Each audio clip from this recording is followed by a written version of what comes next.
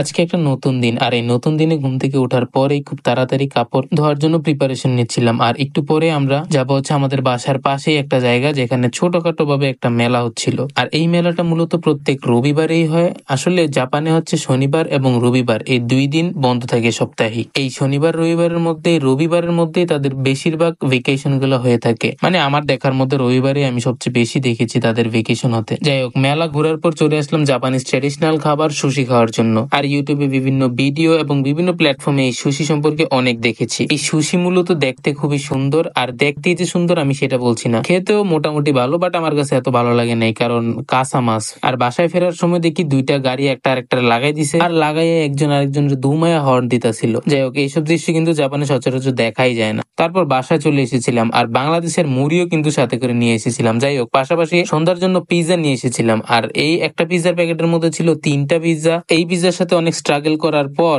অবশেষে আমরা এই পিৎজাটা কিন্তু খেতে পারি।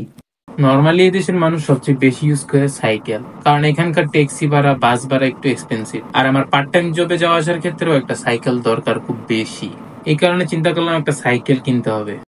মাঝখান দিয়ে চলে আসার জন্য দুঃখিত। আর পিৎজাটা কিন্তু খুব ভালো ছিল। যেমনটা শুনলেন, একটা সাইকেল খুব বেশি দরকার, আর সাইকেলের জন্য বেরিয়ে পড়েছিলাম। সাইকেলের জন্য বের হওয়ার পরে দেখি একটা পাগল পাগল বলতে ছেলে ভালোই, কিন্তু টাকা খরচ করতেছে হুদাই। দেখতেছেন, একবার পুতুলটা বের করতে পারলো না, আবার পারলো না, আবার ব্যাগ থেকে টাকা বের করে আবার পারলো না। আর এই মেশিন সম্পর্কে আমি অন্য একটা ভিডিও বানাবো। বের হয়ে গিয়েছিলাম সাইকেল কিনতে। সাইকেলের দাম দেখার পরে এই যে 87,000 টাকাটার দাম, আরেকটার দাম 35,000।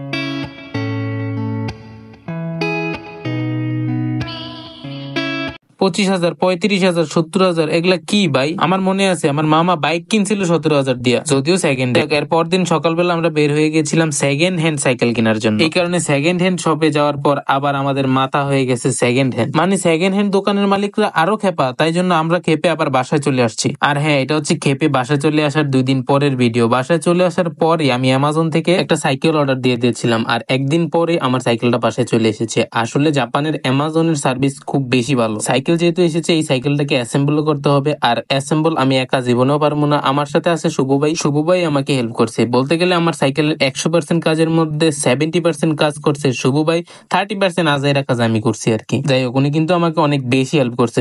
সাইকেল যখন অর্ডার দিয়েছিলাম, খুব বেশি টেনশনে পড়ে গিয়েছিলাম যে কিভাবে সাইকেলটাকে অ্যাসেম্বল করবো, কারণ আমি আগেই জানতাম যে সাইকেলটা এইভাবে ভাঙ্গা হয়ে আসবে, কিন্তু এই ব্যাপারটা জানতাম না যে সাইকেলের ভেতরে ছোট একটা বক্সের মধ্যে সাইকেল ঠিক করতে যে টুলস গুলো লাগে সবগুলোই তারা দিয়ে দেয়। যখনই সাইকেল খোলার পর টুলস এর বক্সটা দেখে খুব বেশি খুশি হয়ে গিয়েছিলাম, কারণ এই টুলস নিয়েছিলাম খুবই টেনশনে। যাই, ওই যে বললাম শুভ ভাই আমাকে হেল্প করছে। শুভ ভাইয়ের হেল্পে সাইকেল মূলত কমপ্লিট। আর এই সাইকেলটাকে এখন আমরা নিচে নিয়ে যাব। নিচে নিয়ে গিয়ে সাইকেলটার একটা টেস্ট ড্রাইভ দিতে হবে। এর আগে সাইকেলটাকে কিছু মাল মশলা খাওয়াইলাম।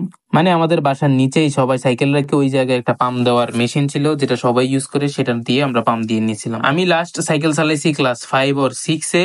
দ্যাটস ওয়াই আমার সাইকেল খুব ভালোভাবে মনে ছিল না। এই কারণে শুভ ভাই আমার সাইকেলের টেস্ট রাইডটা প্রথম নিচ্ছিল যে সাইকেল ঠিকঠাক ভাবে লাগানো হয়েছে কিনা। যাই হোক, সাইকেল চালানো যে আমি একদম পারি না ব্যাপারটা তেমন না। সাইকেল আমি 10 মিনিট পরেই চালানো শিখে গেছি। মানে এইটাই যে অনেকদিন পরে চালাইছি।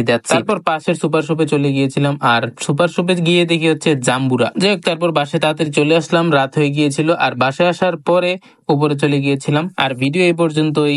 আল্লাহ হাফেজ।